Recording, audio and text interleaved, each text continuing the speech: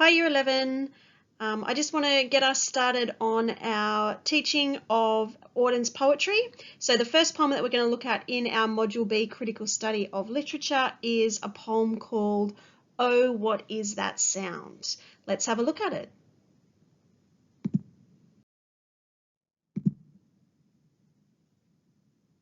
Oh, What Is That Sound by WH Auden.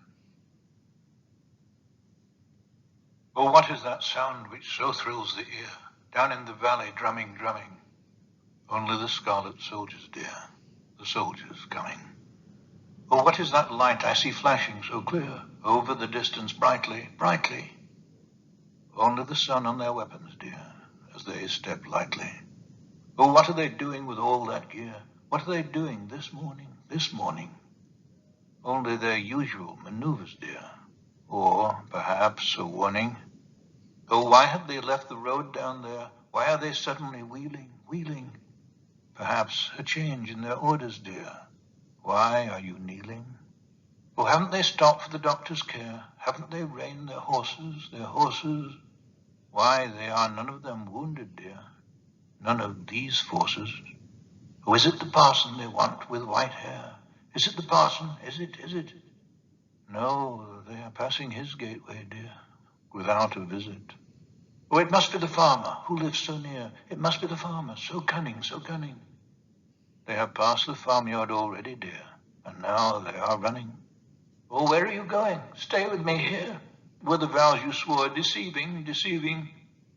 No, I promised to love you, dear, but I must be leaving. Oh, it's broken the lock and splintered the door. Oh, it's the gate where they're turning, turning. Their boots are heavy on the floor, and their eyes are burning.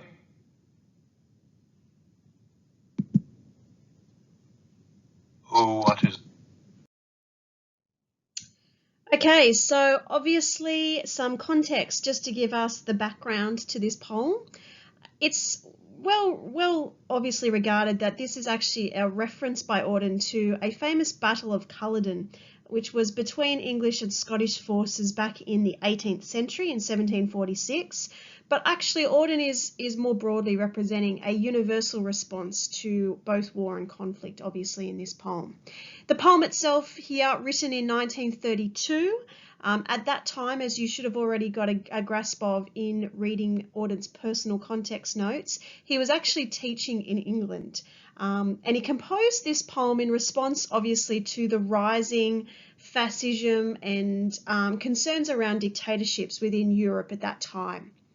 What is being powerfully represented in this poem, which you can hear quite overtly, is much of that feeling of uneasiness and fear associated with that particular time in history. This is just prior, obviously, to Hitler coming to power in Germany. And what it's ultimately doing is it's foreshadowing many of the horrors that would eventuate underneath those dictatorships and that rising militarism associated with those totalitarian regimes. So Auden's actually projecting forward. He's imagining what life would become underneath those dictatorships and those regimes. And it's quite disturbing when, from a contemporary perspective, we recognise that much of what he's projecting actually did obviously eventuate when we look at history. What you get very powerfully in this poem, and it's a very, very strong representation of a shifting between the public or the outside external world and the private and internal world of these individuals within the poem. And we're getting that interplay quite strongly throughout the text. Don't forget the modernist elements here. One of the main aspects of the modernist context is experimentation, is that playfulness with recrafting and reusing things that have been done in the past and old styles, but making them new. And so here what Auden is cleverly doing is he's actually mimicking the pastiche here of the ballad, using that traditional folk ballad style, but he's really shifting that to represent some of this new meaning in the world that he's living in the context of modernism. Very importantly, as I said, we know what has happened following this time period because we're obviously living much longer after this time. And obviously we know that the truth of this situation became very prevalent within Europe at the time. So it becomes quite haunting and quite a disturbing representation when we recognise the relevance and the accuracy that's being crafted in this text. Key points in terms of just an introduction. Auden, very much as a poet, is concerned with the plight of every man, the ordinary man. And what he's doing here through that focus is looking at the very severe and grave impacts of war upon the human condition and upon human relationships. And what he's really then focusing on within his context is this reality of the uprising of fascism and the impact that it would have upon everyday people.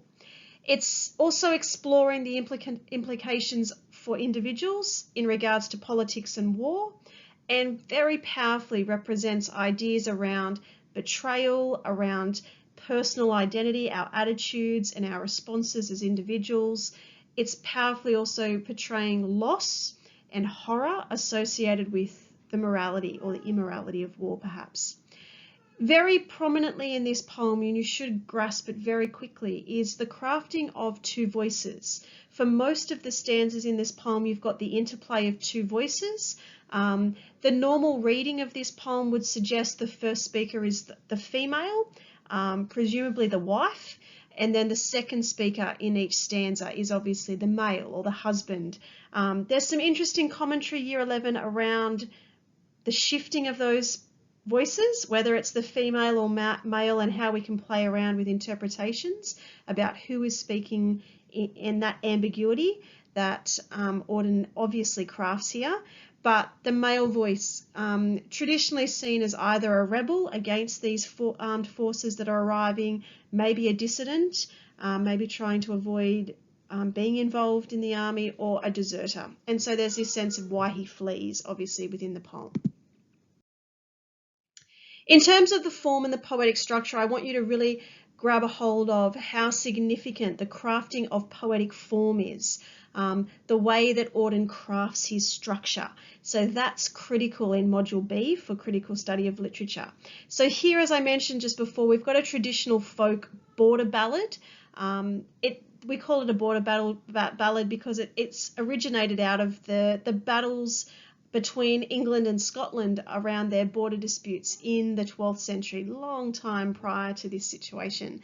It's a form that Auden's intentionally crafting because it's evoking a very overt earlier time period. So this sense of the traditional social world, and we get that through the references to the doctor and the parson and the farmer. They were the traditional social order and structure within society.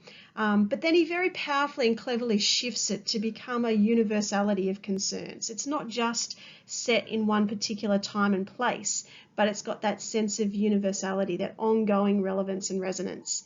You've got 9 stanzas here. They are all quatrains. That means they're all 4-line stanzas.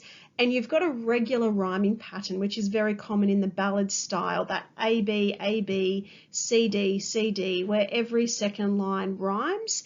And that obviously creates that sense of pattern and rhythm within the border ballad style. You've got a little variation, and this is some of the playfulness of Auden, particularly in the final lines of each stanza. They're often shorter, and as the poem progresses, the lines themselves become shorter as the pace intensifies, and obviously the urgency of the arrival of the soldiers heightens. As mentioned, it's got a strong rhyme scheme rhythm. What that gives it is that lyrical style, that lilting pattern, but that obviously is not meant to become indicative of complacency or routine. It's actually obviously underlying that fear and horror associated with these experiences in everyday life. It's an extended metaphor, the ballad. The ballad becomes an extended metaphor for the relentless approach of war. Now remember, this is at Auden's time, very much the sense that war was inevitable in the 1930s in Europe. And so that part of this using of the ballad represents that idea. The beat of the ballad echoes the sound of the drumming or the military kind of marching of the soldiers, and that sense that it was incessant and relentless at this time in history, very palpable through the crafting of that poetic form. The regular pattern also reflects ongoing universal issues, and Auden here is representing that these acts of terror and this betrayal within human experiences doesn't just occur in this one experience, that everyday life all throughout the world, all throughout time, we see these kinds of situations that perhaps as contemporary responders we can come to a suggestion of maybe we've become a bit complacent and a bit removed, that we just kind of accept aspects of atrocities in our own world. And Auden's trying to remind us that this is a shocking situation, and he's trying to move us to feel something as responders through his crafting of this poem. It is crafted as a dramatic duologue. So the duologue is the two voices, and it's that sense of they're in a conversation. There's the interplay throughout. You've got a question that opens the stanzas, followed by a reply or an answer, and that's obviously gradually becoming more specific and terrifying as the poem progresses. Importantly, the reader's aligned with the first voice, which presumably is the woman. We see and we hear her rising terror, and you can feel that as you listen to this poem. You can feel her fear as she's questioning what's happening, and as the soldiers are arriving, and that becomes really palpable experience for us as responders. The pace increases, and yet we still have Auden maintain the rhythm and the beat, but that shocking final stanza where you have the horror of the arrival of these dehumanized soldiers and the attack and the violence, which is very confronting and very impacting in terms of that final shift. Auden crafts a fable. A fable's like a moral through the crafting of a text. And here what he's doing is he's representing, as I mentioned, the conflict between private love at a time when individuals were threatened by external forces. So it's a really interesting kind of moral issue that he's portraying to us. How do we respond as individuals in this kind of dynamic? Is it preservation of self, or do we have an ongoing regard for others and a care and a concern, or do we just abandon when we just run and flee in the face of this kind of attack? It's a really strong question, ultimately, that he's asking us to consider here in terms of our own response to this kind of situation.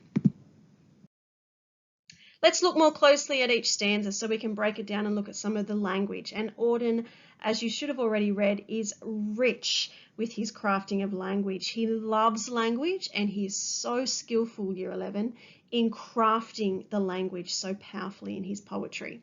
Stanza 1. Oh, what is that sound which so thrills the ear? Down in the valley, drumming, drumming. Only the scarlet soldiers, dear, the soldiers coming. Immediately, as I mentioned before, you've got that crafting of the question in the opening two lines, and that's our first voice. And you've got that interesting use of enjambment, which does unsettle the rhythm a little bit. Normally in a traditional ballad, you've got a very overt end point at the end of the line through punctuation. Here, as I said, Auden loves experimenting. He's playful with his language, and that's very modernist. You've got the auditory imagery. What is that sound which engages the reader? Imagery is very important in this text. And part of that is that engagement of the reader, because we activate our own listening and our own hearing as we kind of process what the sound is. The sound which so thrills the ear is down in the valley. And what he's doing here is he's giving an immediate sense that there's a distance that these soldiers are at in the opening of the poem. They're a long way away, but we can hear them approaching, all right? But there's a sense that they're not yet threatening. And that's an interesting kind of representation in terms of the context. You've got the repetition of the auditory imagery in drumming, drumming, and that obviously echoes, as I said before, the sound of the military drum beat and the sound of the marching soldier footsteps. The word choice here is really interesting. Thrills, which has this connotation of positivity and emotive kind of language, but it's interesting because the drumming here, again, it's indicative of it being a positive connotation and not a threatening presence in the opening of the poem. Then obviously the next two lines shift to the second voice, and the reply here again confirms that non-threatening presence of the soldiers in the opening. Interesting choice by Auden. the scarlet soldiers, and the use of the word only limits the importance of them at the moment. They're not threatening, they're not to worry about, they're only the scarlet soldiers. And then intentionally the reference there, as I mentioned, to the red coats, which again gives us that Battle of Culloden, which I mentioned before, which was the Scottish and the English soldiers fighting in the 18th century, and that's the reference, the scarlet soldiers. The use of the red is interesting again as a bit of a connotation here, perhaps foreshadowing some of the violence that will happen in the end. The use of the word dear, that's repeated as pretty constant throughout the poem. It's an intentional term of endearment, and what it indicates is the close private relationship which is central within this poem, the husband and the wife presumably, in this close inner private relationship. The contradiction though in the final line is a little unsettling, and that's where we start to cue that Auden is crafting something not quite right here, right from the opening of the poem. Here the soldier's coming, so it suggests that the man has some sort of knowledge about the soldiers arriving, and that's disturbing. It creates that unsettling tone right from the outset of the poem, which obviously escalates as the poem continues. Stanza 2. Oh, what is that light I see flashing so clear over the distance, brightly, brightly? Only the sun on their weapons, dear, as they step lightly. So you've got again a parallel construction here with stanza 1. You can see it's quite similar in terms of the way Auden has crafted it. Again, you've got the initial crafting of the question by the first voice, which is presumably the wife, in the opening lines, again with the enjambment. And now, instead of the sound, we've got the visual imagery. The light I see flashing so clear. So again, it's still in the distance, so it's still not threatening to the woman at this point in the poem. The repetition of brightly, brightly, again, has positive connotations. And then you've got the reply by the second voice, utilising repetition again of only, that dismissive, that sense of there's nothing to worry about. It reiterates this non-threatening presence of the soldiers, but interestingly again, the direct reference to the sun on their weapons implies an undertone here that they're carrying weapons despite the sun shining, despite the positive day. And again, that creates that unsettling, that disturbing tone. Again, the repetition of dear reminds us that this is this close personal relationship, and the auditory imagery in the final line, they step lightly, which suggests that there's a sense of stealth or predatory nature about this kind of secretive approach of the soldiers. They're kind of coming very subtly, creeping in upon this private relationship. And it contrasts later in the poem with very heavy footsteps in the final stanza. So again, we get Auden suggesting that the man, the second voice here, knows more about these soldiers and is more aware of what they're doing and the potential menace that they represent than perhaps he's allowing the wife to believe, which is a little unnerving as a response. Let's have a look, stanza 3. Oh, what are they doing with all that gear? What are they doing this morning? Only their usual manoeuvres, dear, or perhaps a warning. Again, the opening question, the repetition of what are they doing. Here again, the readers are aligned with the female looking out the window. Imagine her looking out the window at these soldiers in the distance that are getting closer and closer. And it's escalating that sense of, that tone of fear and that uncertainty, which again pervades the whole poem and actually heightens as the poem progresses. The visual imagery again, we had the weapons in stanza 2, now we've got all that gear. They're carrying all this gear. And again, it's suggestive of this threatening approach, the impending conflict that's going to happen later in the poem. The repetition of this morning, again, Auden cleverly subverts here the normal association of morning being positive. All bad things normally stereotypically happen under the cover of darkness at night, particularly in literature. And here Auden shifts it and says, no, this is in the morning. This is in the daylight, in the sunshine. which is even more disturbing perhaps than what we expect. The dismissive tone of the second voice again, the repetition of only, it's only their usual manoeuvres. Don't worry about it.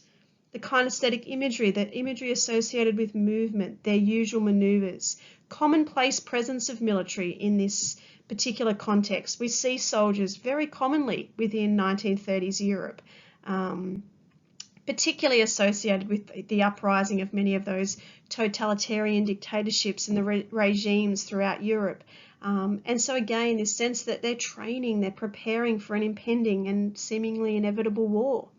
The repetition again of dear, which I've mentioned, and again that unsettling, uncertain tone, the low modality, perhaps a warning, which is the first time the second voice is acknowledging that maybe there is a threat here that we should be conscious of in the situation as it's unfolding. Stanza 4. Oh, why have they left the road down there? Why are they suddenly wheeling? Perhaps a change in their orders, dear. Why are you kneeling?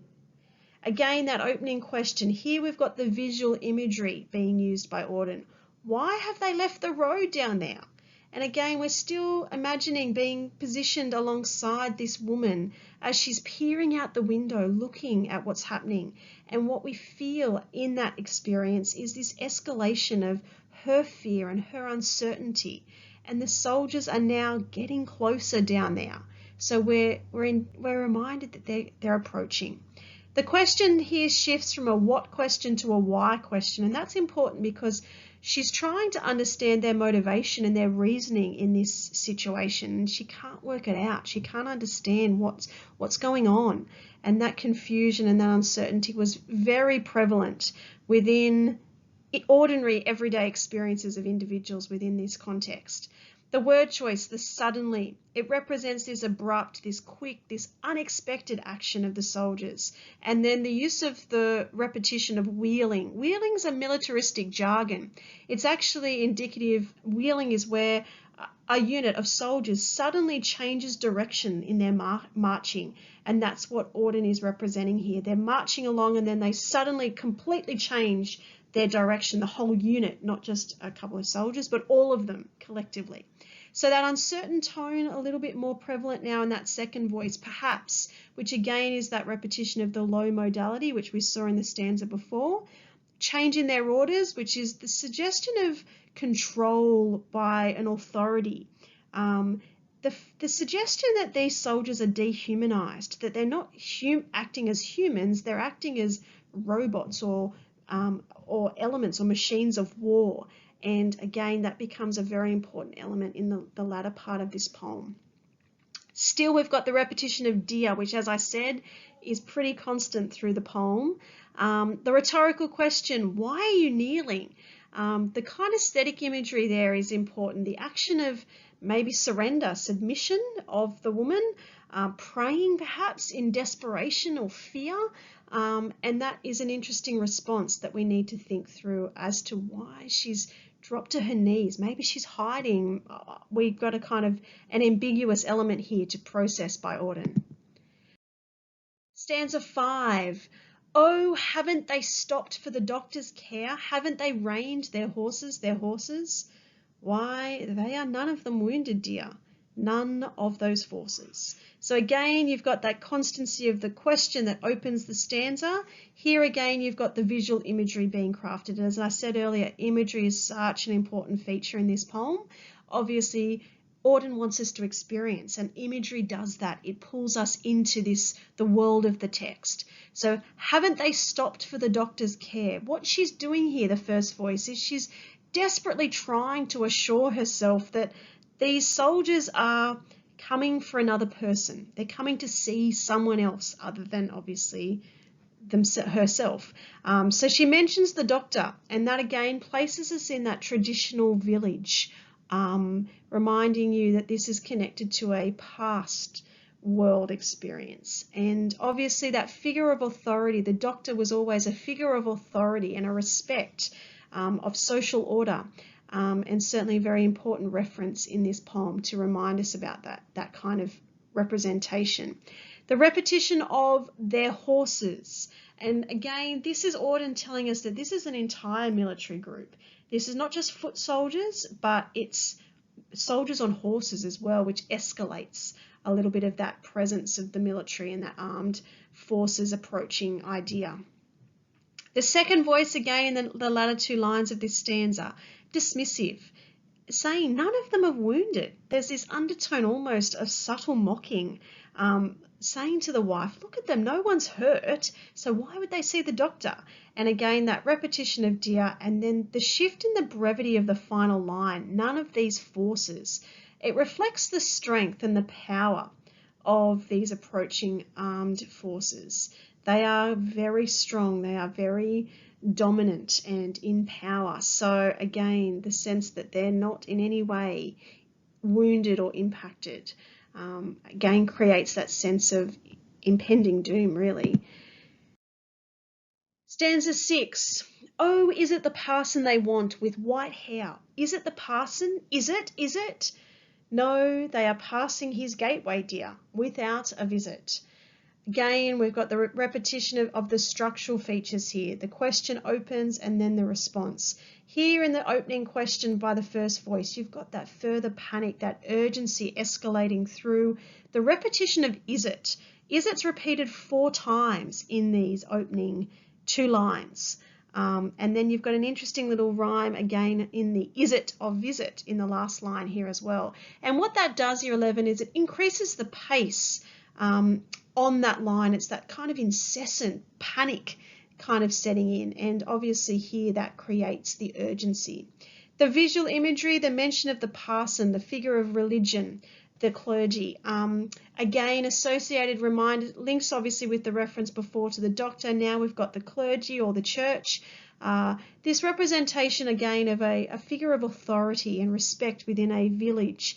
The white hair reference again reflects this age and the wisdom associated with the church and the clergy and the priest. So again, Auden's reminding of us about this traditional structure within society and the normal authority that would exist in everyday life. And now he's representing this very disturbing shift in authority, remembering his context again of the European world where everything was being turned upside down with this uprising of fascism and dictatorships and totalitarian regimes. Normal authority, normal figures had completely lost their normal usual prominence within society. The second voice in the final 2 lines here, again a little dismissive. The use of the no here is definitive in its response. And the visual imagery, they are passing his gateway. The soldiers are obviously getting closer here, and we know that because they can see closely how they're moving past particular places close by.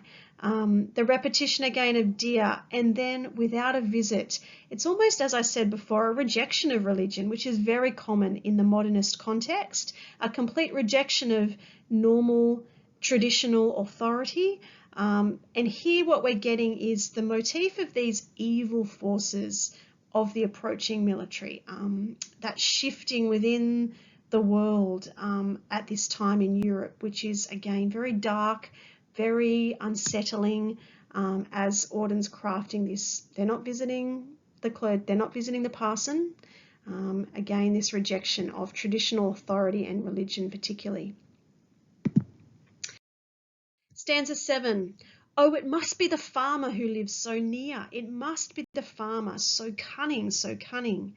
They have passed the farmyard already, dear, and now they are running. Again, you've got the question that opens, and what you hear very overtly is she's trying again to assure herself. It must be the farmer who they're coming to see, who they're visiting, who lives very close, so near. They're very close by now. We hear that they're getting closer and closer. The repetition in those 2 lines of it must be the farmer. You've got the panic and the urgency escalating. You've got the use of the high modality language. It must be. This is definitely who they're coming to see. Repetition of so cunning. The belief, that stereotypical belief of the ordinary individual that soldiers would only come to visit bad people. They're not going to come and hurt innocent wives and husbands. They're not going to attack a vulnerable woman. And again, that stereotype is starting to become, it's starting to shift. And that again is quite disturbing within the context that Auden is responding to. Indeed, they are coming to attack a vulnerable woman. And that in itself is very dark and very indicative of some of the atrocities associated with this historical context around Europe in this time. The visual imagery. They have passed the farmyard already. Again, the second voice, the husband dismissing her belief that it's the farmer they're visiting. The repetition of deer again and the kinesthetic imagery. Now they are running. And that sense of them running heightens the urgency through the present tense. The tense is really important, and the pace obviously heightens in terms of the impending arrival of the soldiers. Stanza 8, second last stanza, and this is where we see a big shift. Oh, where are you going? Stay with me here. Were the vows you swore deceiving, deceiving? No, I promised to love you, dear, but I must be leaving. Obviously, a big shift in the penultimate stanza here, the second last stanza.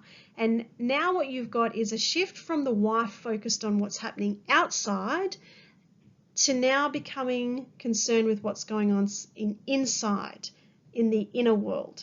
So obviously here, the impending arrival of the soldiers has connected, or is being connected, to this impending betrayal by the husband. So the opening question here, oh, where are you going? Indicative of the fact that he is leaving, he is abandoning her, which again is a very depressing kind of idea to consider. In the face of this situation, the husband leaves. Then you have her immediately in that opening line begging and pleading with the husband to stay with me here, which Auden heightens through the exclamation. It's not just a statement, it's a desperate pleading of the wife, and that tone of fear, that horror of the imminent abandonment of the husband, you can hear quite palpably. The ambiguity is really interesting to consider as to why he's leaving. As I mentioned before, what is his reason for leaving? And there's some suggestion by Auden throughout that maybe he knows more than he's let her believe, and there's some sort of uncertainty around his response here in the face of these soldiers arriving. There's an accusatory tone in the repetition of deceiving on the next line. Were the vows you swore deceiving, deceiving? So this abandonment of the marriage commitment, which again, if you think about your context here, marriage was a covenant that was very much clung to, not the same kind of situation we have in the contemporary world where marriages were obviously much more likely to remain intact rather than obviously divorce like we see in our contemporary world. But here, this is a significant kind of suggestion. Why? Why would you abandon me? Where are you going? Did you deceive me when you promised to be committed to me? And all of that kind of suggestion here is quite concerning. The reply here in the second voice is really fascinating. The husband says, no, I wasn't deceiving you. And then you've got the past tense. And remember, I said the tense here is really interesting in Auden's crafting of this poem. I promised to love you, dear. The promised is the past. I promised to love you, and then you've got an immediate shift back to the present tense. But I must be leaving, and that high modality, I must go, and I'm leaving. Auden powerfully represents here the impact on individual morality and the impact or the destruction on the personal life and the impact on personal relationships due to this dominant, powerful political regime in the external world. And obviously in this poem, that's exemplified through the army. But this idea of look at what happens when we have these powerful, dominant forces in the outside world. Look at what is happening, shattering the individual and the personal life. And quite again, a very depressing kind of representation of human relationships and the human condition. Is the husband's betrayal of the marriage vows for a greater cause? Is he abandoning her to go and be involved in something more important? Or is he trying to save his wife by leaving? Perhaps if he's a deserter or he's got some sort of reason for the soldiers to be coming for him, he's trying to protect her. Or alternatively, maybe he's trying to save himself, which again is that preservation of self and disregard for others, even those closest to us, which is quite concerning. Really, Auden says it doesn't really matter what his motivations are because he doesn't give us an answer. It's the ambiguity. Ultimately, what Auden's conveying is this sense of loss and the fear and the betrayal that exists in this personal relationship because of this greater external power and this imminent threat of the military and of these uprising regimes and totalitarian dictatorships. He says that's what's happening. This is shattering the ordinary individual everyday man and their lives. So again, don't forget, he's very much focused on the experiences of the everyday man. Final stanza. Oh, it's broken the lock and splintered the door. Oh, it's the gate where they're turning. Their boots are heavy on the floor and their eyes are burning. We have here a further shift. So I said we shifted in stanza 8, we shift further in stanza 9. And here you've got the anaphoric apostrophe of oh, it's, and that's where you've got a very strong representation of dehumanization of the soldiers.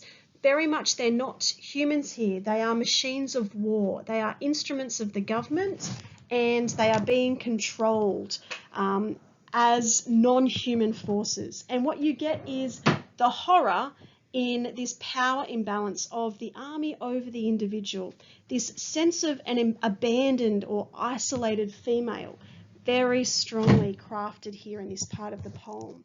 You've got the juxtaposition in the voices, and most of the poem, as we've heard, is crafted through those shifting first-person voices, the duologue style, that dramatic form, whereas now in this stanza you've got the third-person perspective, and the woman is now silenced. We don't hear her voice in the final stanza.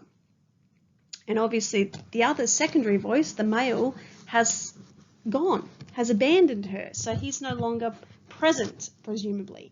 So here, obviously, you've got the individual silenced by the actions of the soldiers. And again, that's where Auden's crafting this universal experience of war. This is not just one individual's experience. This is a common experience within war. And that's happening no matter where time and place is. It's a very common experience. The kinesthetic imagery in broken the lock and splintered the door, this impending violence in the aggressive actions of the soldiers, the repetition of turning, that sense of heightened fear in the arrival of the soldiers at the gate. And again, indicative of that turning around in society, this shifting of power, very much indicative of Auden's context. The auditory imagery in their boots are heavy on the floor. Now remember earlier in the poem I mentioned the contrast with the lightly stepping feet of the soldiers when they were in the distance. They were very kind of sort of secretive and subtle in the way that they were approaching. Here you've got this emphasis upon the heaviness of the boots, and that becomes a very powerful metaphor for the growing militarism of the 1930s. This idea that there's a heavy presence of the military and the armed forces within society at this time. You've got also a metaphor in the final line, their eyes are burning, and this symbolism, this, again, idea around the dehumanized weapons of fear and power that the army represents. This idea associated symbols of evil, this hellish experience where their eyes are burning, a very dark representation of the presence and the prevalence of this kind of violence and abuse by the armed forces within war and conflict such as this. The ambiguity of the last lines and the betrayal, what that do in this poem, what Auden's doing is it gives again the poem a sense of universality, that it's a common, regular experience in times of war, that this sort of situation happens quite commonly, and leaving the reader unsure of what's actually happened to this particular woman is important, because really Auden's saying it's not just an individual that you should be worried about. You should be worried that this is a common experience throughout conflicts and wars throughout human experiences. And we should be terrified by what's being implied here. The sense that an army, a group of soldiers will come in as weapons of war and simply destroy, or presumably destroy, a vulnerable, isolated woman, which is a very, very dark representation of the conflicts associated with war. Final points in regards to this poem. You should see there's such a richness in the language and such a powerful representation by Auden. Obviously, he's responding to his specific context, and we know that many texts do that. Composers are responding to their real world, what they see and what they experience in their own lives. And so obviously Auden, very relevant is his 1930s Europe context. So you've got to have a grasp of that in terms of understanding some of what he's addressing here. But as I mentioned, he's also exploring more universally the ongoing nature of war, the ongoing sense of conflict within humanity, and the way that we can quite easily just abandon our morals and can just destroy someone, again, whether that's for the self-preservation idea, protecting ourselves or promoting ourselves. But it's quite a dark representation of humanity universally. You've got obviously that dramatic style, and that conversational kind of element in this poem positions the readers within the experience of the text. So again, why is Auden doing that? Because he wants us to have a heightened response to what he's conveying through his ideas here. So he wants us to feel something in response to the power and the control of the totalitarian regimes in his world. He wants us to experience some of that violence and abuse within the actions of the soldiers. He wants us to experience the fear of the individual, the sense of heightening uncertainty and that sense of palpable fear, the idea around loss and the impact upon relationships, personal relationships, a husband and a wife, and that idea of betrayal. He wants us, by positioning us within, and particularly beside the first voice, which, as I mentioned, is likely the female persona, he wants us to align and experience with some of what she experiences in this poem. Very important in this poem, the representation of the dehumanization during times of war. People aren't acting within their humanity. They are acting as I mentioned, robots or weapons of war. And it's a very deplorable representation of human nature. That idea of survival of the self, or the complete disregard for others. I'm willing to destroy, I'm willing to abandon, I'm willing to do anything. I don't care about anyone else. I'm just trying to obviously protect myself. And obviously the destruction of anyone in opposition, even the most vulnerable, which again is such a depressing state of humanity. In terms of a contemporary response, think about what is our response to ongoing atrocities in our world. These sort of situations, as Auden is crafting here, are ongoing. They are continuing to happen within human experiences.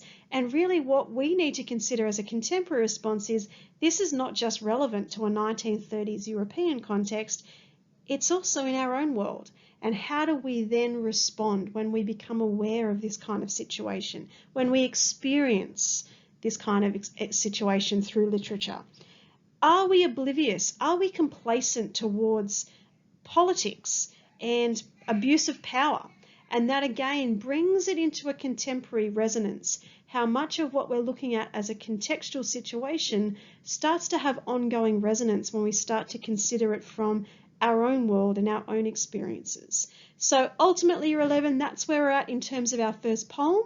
Obviously, what I will get you to do now is consider processing some of those ideas in your own thinking, in your own responses to the poem in your booklet. But ultimately here, I want you to understand initially the crafting of Auden's language, his poetic form, his structure is so very powerful. And certainly we can see that right from the outset of our poetry unit.